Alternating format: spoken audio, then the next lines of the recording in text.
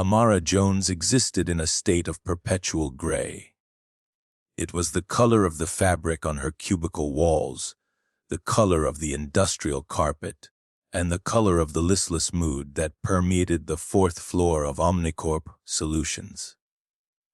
With a master's degree in data science from MIT, she should have been designing the future. Instead, she was paid to color inside the lines, performing menial data validation tasks that a moderately clever algorithm could have automated years ago. Her mind, capable of seeing complex patterns in oceans of raw data, was being used as a glorified search function. Her immediate supervisor, Mark Renshaw, was the human embodiment of the office's soul, crushing mediocrity. He was a man who wore his cheap suits like armor and mistook his job title for a personality. "Jones," he said, appearing over her cubicle wall, his voice dripping with condescension. "Did you finish collating the Q3 engagement metrics?" "I did, Mark." Amara replied, not looking up from her screen. "I also flagged a potential cascade failure in the legacy server we use for diagnostics. The latency is spiking unpredictably. If we don't migrate the data soon."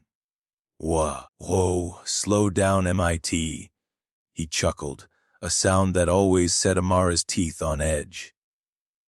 "Let's stick to the tasks you were assigned. We have a highly paid infrastructure team for the big picture stuff. Just make sure the numbers are clean for the Vance Innovations demo today. Their CEO is coming personally. This is a big one." Amara bit back a sharp retort. She had sent Mark 3 detailed memos about the server issue, each one ignored. To him, she wasn't a data scientist. She was a diversity hire, a box checked, an employee to be managed, not listened to.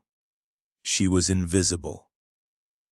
Hours later, the fourth floor was buzzing with an unfamiliar energy. The conference room had been converted into a showroom centered around a sleek, 6-axis robotic arm designed for high-speed logistics. It was Omnicorp's software running Vance Innovations hardware, a partnership they desperately wanted to secure. Amara was relegated to a back room terminal, tasked with monitoring the raw data stream from the demo unit, a job no one else wanted.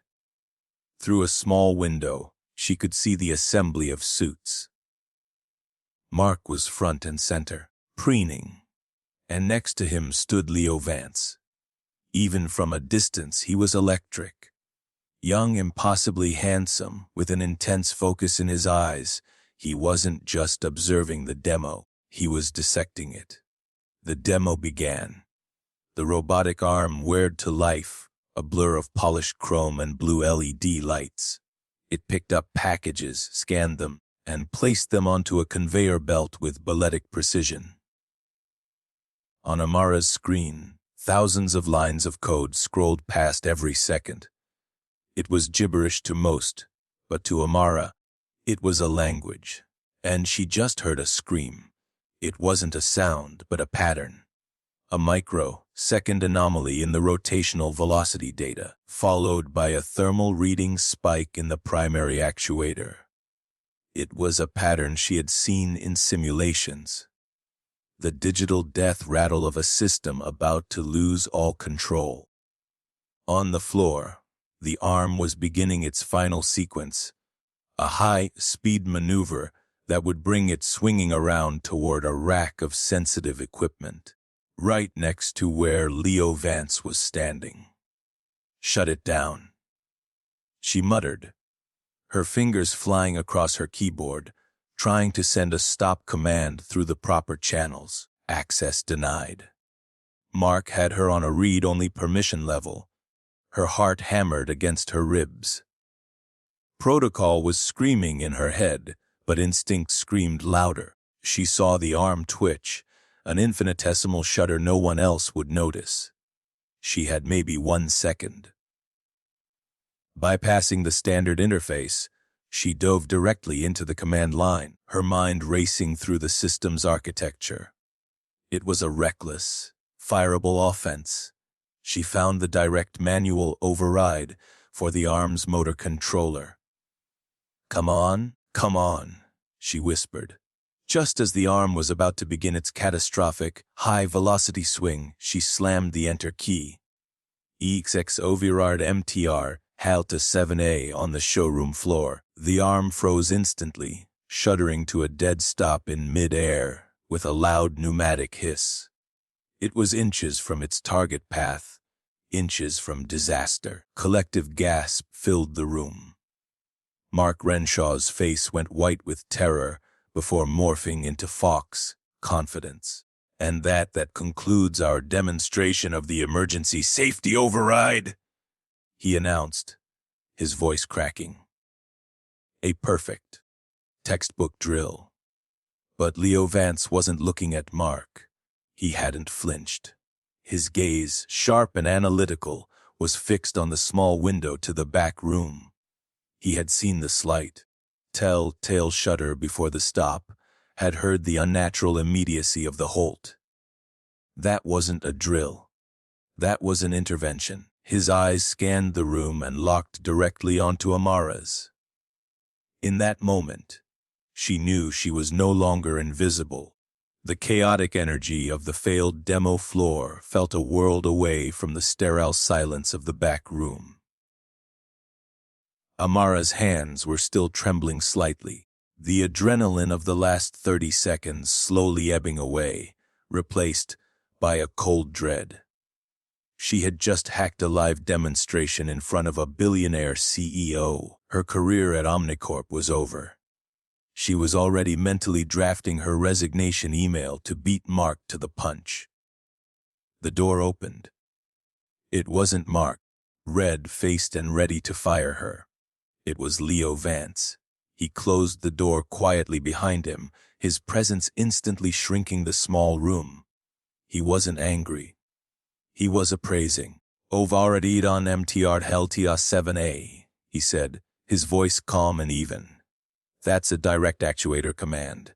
It bypasses 3 layers of safety protocols. It's not a command you find in a user manual. Who are you? Amara Jones, she said, her voice steadier than she expected. Data analyst. No, Leo countered, taking a step closer. A data analyst monitors. They report. They don't perform a digital lobotomy on my machine with sub-second timing. I've had my best engineers telling me for a month that a hostile actor could theoretically trigger a cascade failure, like the one you just prevented. They just couldn't prove it. You didn't just stop an accident, Ms. Jones. You proved a theory. He leaned against the opposite counter, his intensity a palpable force. That wasn't a random malfunction. That was sabotage. Someone triggered that failure sequence remotely, hoping it would make my technology look unstable, hoping it would make me look reckless. Amara's mind reeled. Sabotage. It explained the sophistication of the pattern she'd seen. The latency spikes I saw on your diagnostic server. I've seen similar vulnerabilities here at Omnicorp. I reported them. And I'm guessing your boss, Mr. Renshaw, filed them under things to ignore. Leo surmised correctly. He pushed off the counter and began to pace. I'm in a fight for my company, Amara. I have a vision for the future. Automation, AI, robotics. That scares people who profit from the past. My aunt, Cynthia Vance, sits on my board. She believes I'm a reckless child playing with dangerous toys. She's leading a charge to have me voted out as CEO. An accident like today would have been the nail in my coffin. He stopped and turned to face her fully. His eyes were deadly serious. What I need right now is stability, strength. I need a move so unexpected, so bold, that it completely changes the narrative. And I need a brilliant mind on the inside, someone who can see the patterns no one else can, to find out who is trying to burn my life's work to the ground. Amara could only stare, unsure where this was leading. A job offer, a consulting gig. Leo took a deep breath. This is going to sound insane, because it is. But I am not a man who backs down from a calculated risk. You have a skill set that is being criminally wasted here. I have a platform that you could use to change the world, and we both have enemies who underestimate us. He looked her directly in the eye, his voice dropping to a near whisper. I'm proposing a partnership, a merger, if you will, a strategic alliance of the highest order. It will give you immediate access, authority, and the resources to conduct your investigation. It will give me the public image of stability and forward-thinking partnership that I need to silence my critics. He paused, letting the weight of his words fill the small room. Amara Jones, as a matter of mutual strategic interest, will you be my wife? The question hung in the air, absurd and terrifying and brilliant all at once. Amara's world, which had been a predictable, monochrome line, had just fractured into a million dazzling, chaotic colors. This wasn't just an opportunity, it was a door kicked off its hinges into a different reality. And in the face of the young millionaire, offering her the keys to the kingdom, she found that the only thing more insane than saying yes would be saying no. Saying yes to Leo Vance's proposition was like stepping through a looking glass. One moment, Amara was an overlooked analyst. The next, she was the mystery fiancée of one of the tech world's most eligible bachelors. The announcement hit the financial news circuit like a lightning strike. A joint press release, carefully crafted by Leo's PR team, described their meeting as a whirlwind romance that blossomed from a serendipitous professional encounter. The media narrative was swift and brutal. Tabloid headlines screamed, "From cubicle to coacher!" and "Vance's gold-digging Cinderella!" Amara, a deeply private person, found her picture splashed across gossip blogs. But the public scrutiny was nothing compared to the private war she had just entered. Her first trial by fire was dinner at the Vance family estate, a sprawling, palatial mansion that made her old apartment feel like a shoebox. It was there she met the lioness herself, Cynthia Vance. Cynthia was an older woman, impeccably dressed, with a perfectly coiffed helmet of silver hair and eyes as cold and hard as diamonds. "Amara," Cynthia said, her voice smooth as silk but laced with venom. She didn't offer a hand, merely looking Amara up and down as if inspecting livestock. "Leo has always been impulsive. I must confess, this particular impulse is his most baffling yet. Tell me, dear, what is it that you do?" "I'm a data scientist," Amara replied, keeping her voice even. "How fascinating." Cynthia smiled, a terrifying baring of teeth. "I'm sure your unique perspective will be an asset, for as long as it lasts." The threat was unmistakable. Later, as Cynthia held court with other family members, Leo leaned in close to Amara. "Don't let her get to you. Her entire strategy is intimidation. She thinks I'm a fool," Amara whispered back. "She thinks I'm here for the money." "Let her," Leo said, a glint in his eye. "It makes her predictable." What Cynthia didn't realize was that Amara wasn't just a pretty face in a new dress. She was already at work. The night before, Leo had given her a laptop with top-level, unrestricted access to Vance Innovations' entire network. While the world was gossiping about her, Amara had been sifting through petabytes of security logs, network traffic, and software manifests. The day after the disastrous dinner, Amara was in a state of the art home office Leo had set up for her, a world away from her old gray cubicle. The screens in front of her displayed intricate network architecture diagrams. The sabotage at the demo wasn't a brute force attack. It was subtle, executed from within. It exploited a specific vulnerability. A knot formed in her stomach. She pulled up the internal technical documentation for the diagnostic software Omnicorp had sold to Vance Innovations. Referencing it with her old reports to Mark Renshaw, she found it. It was the exact same system flaw she had warned him about 3 months ago. A backdoor. He hadn't just ignored her. He had allowed a compromised piece of software to be sold to a major client. Was it incompetence, or was it malice? Her phone buzzed. It was a news alert. Prominent tech gossip blog had just published an article titled, "Leo Vance's fiancée faked heroics, fired for incompetence, says former boss." The article quoted an anonymous, former manager, who painted Amara as a reckless employee who nearly caused the accident herself and was on the verge of being fired anyway. The source was obviously Mark Renshaw. He was coordinating with Leo's enemies, trying to discredit her, to paint her as the villain. Amara looked from the slanderous article on her phone to the damning evidence on her screen.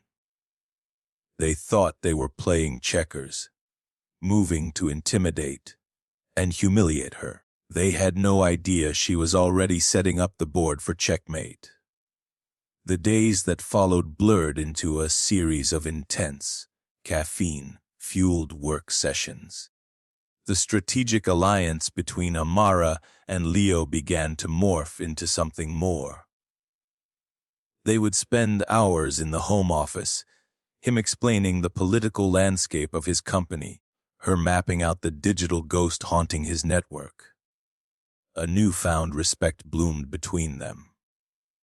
He was in awe of her ability to see the invisible, to find truth in the noise. She was drawn to his unwavering belief in her, a stark contrast to the dismissal she had faced her entire career. Mark Renshaw didn't just ignore the flaw. Amara explained one evening, pointing to a highlighted section of code on the main screen. He actively obfuscated it. "Look, this patch he claimed to have implemented in the version sold to you. It's just cosmetic. It changes the version number, but the underlying vulnerability is still there." He deliberately passed on a compromised product. "But why?" Leo asked, pacing behind her. "What does a middle manager at Omnicorp gain from sinking my company?" "Doesn't," Amara said, her eyes narrowing. "Someone's paying him. Someone who wanted that back door in your system." The attack came sooner than they expected. Cynthia, feeling the ground shift beneath her, decided to force Amara out into the open. She used her influence to schedule a fiancé introduction at a pre-board luncheon, and at the last minute, insisted Amara give a presentation on her initial findings from the company's recent data audit. It was a classic corporate ambush, designed with an impossible deadline and a complex subject, all meant to make Amara look foolish and incompetent in front of the company's most powerful figures. "It's a trap, Amara," Leo warned. "We can cancel. I'll say you're ill." "No," Amara said, a steely calm settling over her. "She's just handed me the perfect stage." The day of the luncheon, the atmosphere in the private dining room was thick with skepticism. The board members, all older and overwhelmingly male, looked at Amara with a mixture of pity and disdain. Cynthia introduced her with a saccharine smile, And now, Amara Jones has graciously agreed to share a few of her preliminary thoughts on our recent systems audit. Amara walked to the podium, her heart steady. She wasn't the invisible analyst from Omnicorp anymore. "Good afternoon," she began. Vance asked me to speak about the audit, but I believe a demonstration is more effective." She clicked a button, and the large screen behind her lit up not with financial data, but with a network diagram. "This is the digital architecture of Vance Innovations. Strong, robust, but with one critical vulnerability." She walked them through it step by step, her voice clear and confident. She showed them the compromised diagnostic software sold by Omnicorp. She showed them the logs of Mark Renshaw accessing the system reports. Then, she dropped the bombshell. The saboteur didn't need to hack Vance Innovations. Amara stated, her gaze sweeping across the stunned faces. They were given a key, and for that key, a payment was made. On the screen, a new window popped up. It was a record of a wire transfer. A sum of $200,000 moved from a holding company in the Cayman Islands to a private account. This holding company is funded by a variety of sources. Amara continued, clicking again. An intricate web of financial connections appeared on screen. But its primary shareholder is a private trust, a trust managed by, and for the sole benefit of Ms. Cynthia Vance. A collective gasp went through the room. Cynthia's face had turned to stone. And the recipient of this payment. Amara made her final click. Mark Renshaw's name and account number filled the screen. Mark Renshaw was promised an executive position at a rival company, a company Cynthia has been trying to force a sale to. In exchange for his cooperation, the accident was their coordinated attempt to prove Leo was incompetent and trigger a vote of no confidence. The conspiracy was laid bare. It was no longer a theory. It was a cold, hard, undeniable fact displayed for everyone to see. The trap Cynthia had set for Amara had snapped shut on herself. The formal board meeting 2 days later was less a meeting and more a coronation. The air crackled with the fallout from Amara's presentation. Cynthia Vance was present, a silent, grim figure who refused to make eye contact with anyone. The ally she thought she had now looked at her as a liability. Mark Renshaw was, of course, absent, having been suspended pending a formal investigation that was now a mere formality. When the agenda item for the vote on Leo's leadership arrived, there was an awkward silence. One of Cynthia's former allies cleared his throat. "In light of recent, disturbing revelations, I move to table the vote of no confidence indefinitely." Another director immediately seconded it. The motion passed unanimously. Then, the same director spoke again. "I would also like to propose a vote to remove Cynthia Vance from this board, effective immediately, for actions detrimental to the company's interests." The vote was swift and merciless. Cynthia was out. Finally, Leo stood. "Thank you. There is one more piece of business.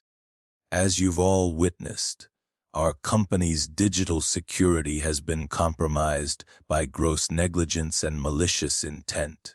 We need a leader who can not only fix the damage, but build a fortress for our future. It is my distinct honor to appoint Amara Jones as the new Chief Technology Officer of Vance Innovations." A wave of applause, genuine and respectful this time, filled the room. Amara felt a warmth spread through her chest, a feeling of rightness, of finally being seen for exactly who she was.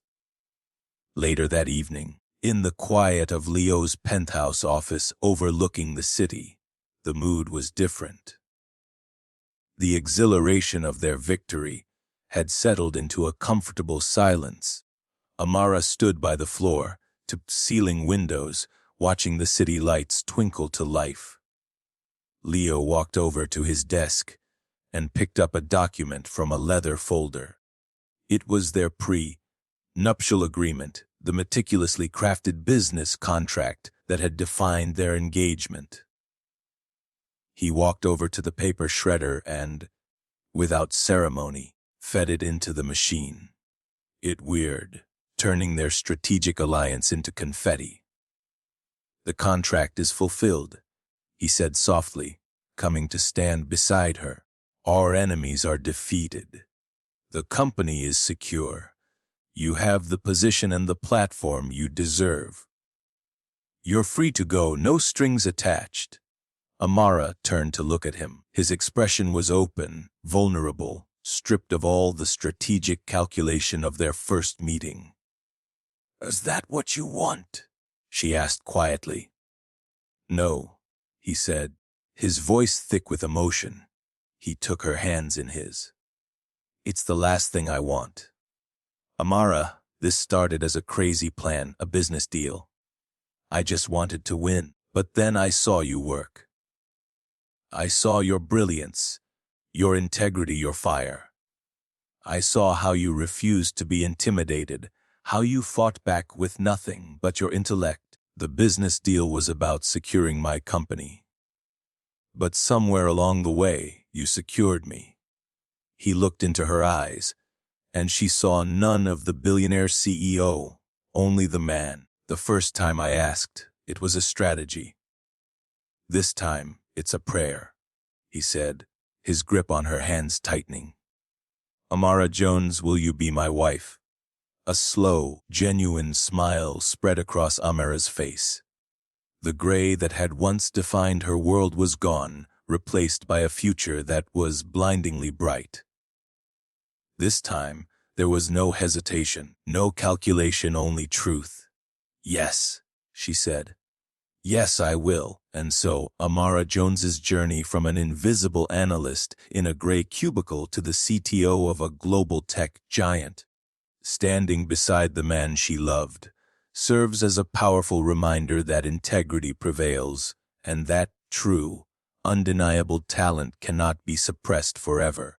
The world is full of people in positions of power who are blind to the brilliance right in front of them. But a moment of courage can change everything.